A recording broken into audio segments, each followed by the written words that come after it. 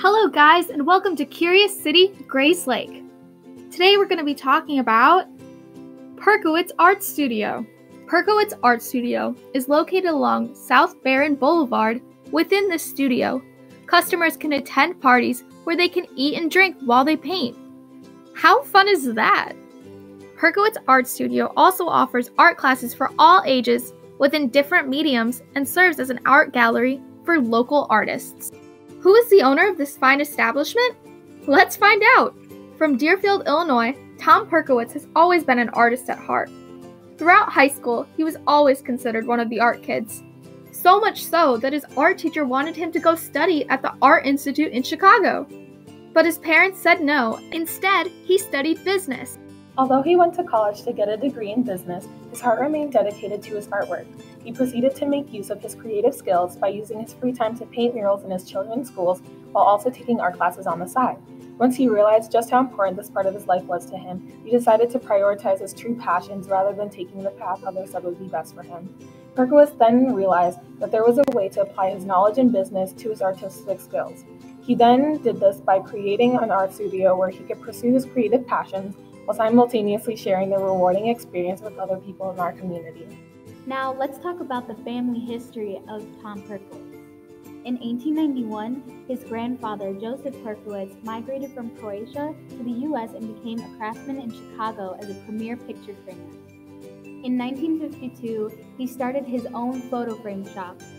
His father, William Perkowitz, continued the family business in window shows until finally retiring at the age of 80. Tom's son continued the family's artistry and now has his sculpture permanently displayed at Grayslake Central High School. Third one, what was the idea behind creating this specific art studio? When did your career transition from just something on the side to your main career?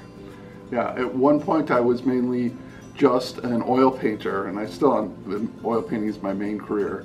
And I had filled up the house. I had 3 bedrooms full of my paintings and stuff all over the place.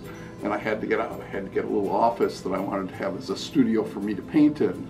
And I looked around, and there was a lot of these retail spaces around in Grayslake, open, still from the crash in 2008. And I went to a couple of landlords and said, look, I've got this much money that I want to spend on a studio for me to paint in, but you've got this great retail space. Would you take this much money for it? And I insulted a lot of landlords, and I was told where to go. But the guy who had this place was hungry, and he said, yeah, you can come in. I'd love to have you pay the gas and the electric and all that. Has there been any specific challenges other than not having a ton of money at the beginning that have hindered the development of the studio? Fortunately, being that it was a second career and I wasn't a starving artist, money was not a huge issue. Money's always an issue, but it wasn't a huge issue.